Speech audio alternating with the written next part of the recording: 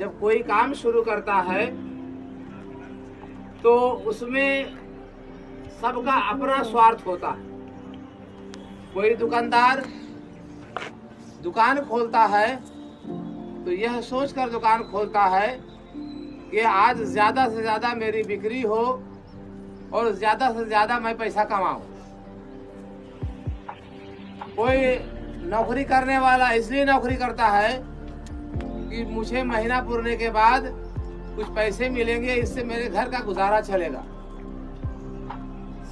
कोई टीचर इसलिए पढ़ाता है कि महीना पूरने पर हमको पैसा मिलेगा और मैं उस पैसे से अपना गुजर बसर करूंगा। लेकिन इसके उल्टा भी कुछ बातें हैं, हम लोगों को उस पर ध्यान नहीं जाता।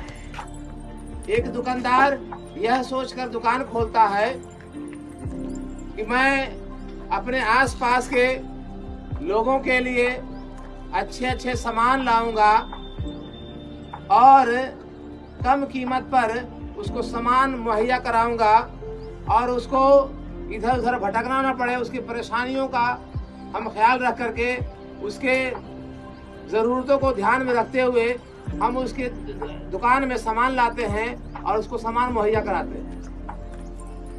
एक टीचर अगर यह सोच करके अपने विद्यार्थी को पढ़ाता है कि मैं इसको पढ़ाऊंगा तो निश्चित रूप से ये पढ़ करके समाज का एक अच्छा नागरिक बनेगा और हमारे समाज को और देश को फायदा होगा। उसी प्रकार एक किसान अगर यह सोच करके पेड़ पौधा लगाता है कि भाई इसको लगाने से इससे ऑक्सीजन निकलेगा और मनुष्य को फायदा होगा, तो ये सब सोचने के बाद भी उसको उतना ही फल मिलेगा। दुकानदार को भी जब बिक्री होगी, सामान कोई भी पब्लिक लेगा तो उस सामान का पैसा देगा, तब भी उसकी आमदनी होगी। एक टीचर मन लगा करके अच्छा नागरिक बनाने के लिए किसी बच्चे को पढ़ाता है तो तब भी उसको मुशाहरा मिलेगा ही महीना पूरने के बाद। हम लोग अपने आसपास बहुत सारे पौधों को देखते हैं, पेड़ को देखते हैं। ये पेड़ पौधे चल फिर नहीं सकते, इसको चलने की शक्ति भगवान ने नहीं दिया, लेकिन यह खड़ा एक जगह सभी का मोहताज, वो हमको इतना अच्छा चीज प्रदान करता है जो किसी से संभव नहीं है। हमारे वातावरण के ऑक्सीजन को संतुलित वही करता है, तो हम उसके बारे में कुछ नहीं सोचते, उस पौधा के बारे में कुछ नहीं सोचते। कहता है, बहुत सारी किताबों में लिखा है कि कमजोरों की मदद करो।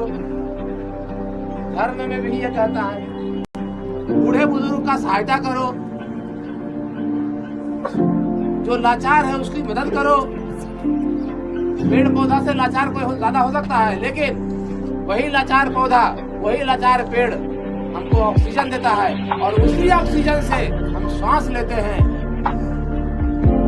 अगर हमें ऑक्सीजन मिलना बंद हो जाए तो मेरी जीवन लीला समाप्त हो जाएगी। हम उसके बारे में कुछ नहीं सोचते,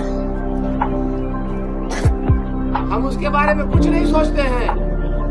वह चल करके पानी नहीं ले सकता है, वह चल करके भोजन नहीं बना सकता है। अगर पौधा को हम छाया में रख दें तो उसको भूख लगेगी तो वह धूप में नहीं जा सकता है। एक पौधा के लिए धूप की भी आवश्यकता होती है, एक पेड़ पौधा के लिए जल की भी आवश्यकता होती है, मिट्टी से खनिज लवण की आवश्यकता होती है, और ये सब पूरा करके वह भोजन बनाता है। और भोजन बनाने की क्रिया में वो अपने लिए भोजन तो बनाता ही है और साथ में हम लोगों के लिए ऑक्सीजन प्रदान करता है। भोजन बनाने की क्रिया में कार्बन डाइऑक्साइड ग्रहण करता है और ऑक्सीजन छोड़ता है। यह पौधा का क्रिया है जो हमारे लिए बहुत फायदे की चीज है। अब सोचो, जो हमारे लिए जीवन देता है, जो हमको जीवन प्रदान कर रहा है, जो हमारे श्वास लेने के लिए ऑक्सीजन दे रहा है, हम उसके लिए कुछ नहीं सोच रहे हैं। निश्चित रूप से प्यारे बच्चों, जो उसके बारे में सोचेगा, उसकी भलाई के बारे में सोचेगा, उसकी अच्छाई के बारे में सोचेगा, निश्चित रूप से वह तुम्हारे लिए ही नहीं तुम्हारे आसपास के लोगों के लिए भी सोचेगा और सबके लिए ऑक्सीजन प्रदान करेगा। प्यारे बच्चों, अपने घर में पौधा लगाओ। अगर जिसके पास जमीन नहीं है वो गमला में छोटा छोटा पौधा, जैसे तुलसी का पौधा है, फिर स्नेक वाला पौधा है, फिर उसके बाद और भी बहुत सारे पौधे हैं।